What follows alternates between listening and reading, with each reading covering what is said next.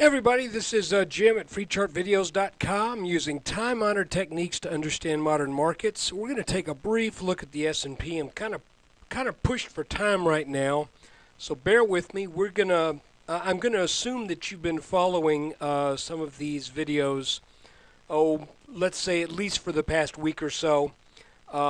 If not, you may want to take a look at some of the videos from a week or 2 weeks ago.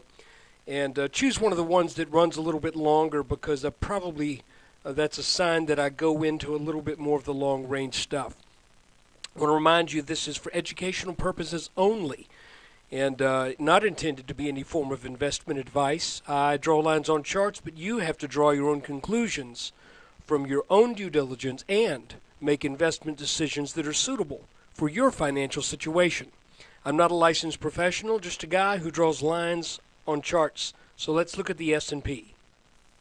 First, here is a daily chart just to show you what a mess these lines and such can make.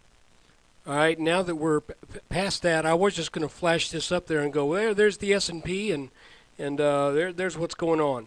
But let's take a look at just this section in the chart, because when we start to turn over, whenever that happens, it's likely going to present itself with a clue that is getting ready to happen. So let's zoom in a little bit. Okay, I know it's kind of hard to follow, but I want you to look at keep this in mind, this orange line right here and this orange line. I want you to keep those in mind because I think those are the closest thing we've got right now to channel lines in the S&P. And I know this is outside of the channel of it. And I mentioned a couple days ago, I said, when you get over the top of a rising channel, it's not unlikely at all, and it's not at all for things to come back into that channel when you've broken out of a rising channel to the upside. Now, when you break out of one to the downside, it usually presents a lot more difficulty getting back into the channel, but it does sometimes happen, and we can see that is exactly what happened back here in the two last trading days in January. Got hammered down hard, but then it came right back up into the channel. And you'll remember this was on the Egypt news. That there was this little kind of a cup and saucer that formed here. Call it maybe a kind of a ragged inverse head and shoulders that had a very definite level of resistance at about 1309. And once that got taken out, it moved up over this line, which was, by the way, that was the minimum target from this little dip here. The minimum target said it should have gotten up to where did it go? 1322, 23. The surprising thing was that it did it in one quick move, even to the point of taking out the top of this channel. And since it has come back into the channel now, and just using my little eyes here, it's kind of looking like we've set up another area of resistance, which is going to be again around. I can't read this number, but it's 1322, 1323, something like that. And it's not perfect because you can see this got up above it a little. So what are we looking for here? Well, again, we're looking for this line to hold.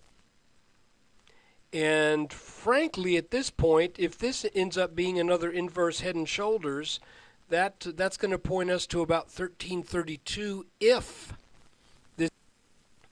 And I want to show you one quick thing here looking at a 5-minute chart. I drew these little lines today trying to get an inkling about what was going on, and this is what I ended up with. I defined this wedge right here by this top, this bottom, and this bottom.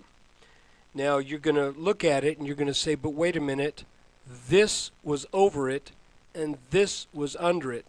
I know that.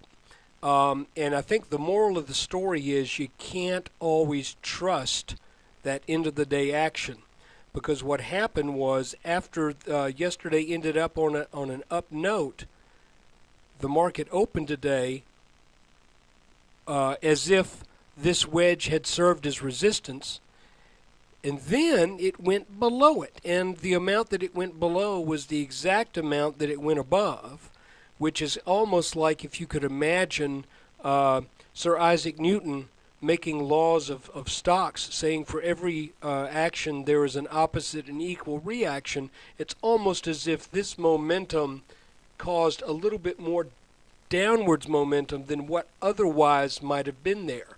However, we got up out of this, and it's interesting also to note, if you look at where this wedge, where the apex is, and this doesn't always work this way, but it's interesting how often it does. And that is, by the way, we could probably, we could almost extend that back to that little dip there.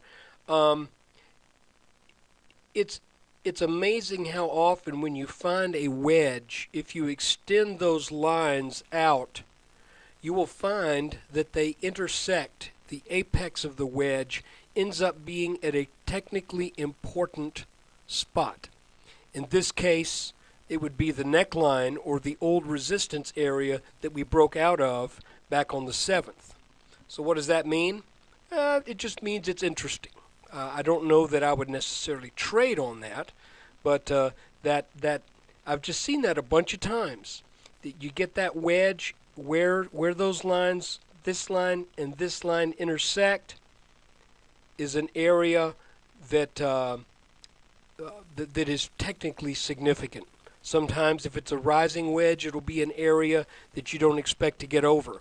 If it's a descending wedge, then it's an area that you don't expect to get under. And that's just one of the peculiar things about the nature of wedges. So that's what's going on with the S&P. Now we watch 1323. If that busts, then I say, let's measure it real quick. And again, I'm kind of going with the average here. I'm letting these be above instead of calling those part of it. Let's measure the depth of this head. And it's not a done deal yet, guys, because this hasn't broken. So don't get too excited. So if we move this over this neckline, we actually end up with about 1334. So let's see if that happens. The last few times we've seen these patterns, they have played out very nicely. The good thing about what's going on right now, and I'll reiterate this, I said this yesterday, is that if we go sideways for a little bit, even if this extends out, let's say we form another shallow shoulder here. What's the good news in that? Well, the good news is that when it does break out, this line that we're expecting to serve as resistance has more room for us. So if we go sideways, Friday and Monday and Tuesday, then we break out, then it's very easy for us to make that target without getting kind of wacky and over this rising channel. I would prefer that to happen because I just, I think there's something to be said for a nice, orderly rising market as opposed to one that kind of is subject to fits and starts. I'll remind you again, if that happens, that puts us within, actually this should be 1340 here.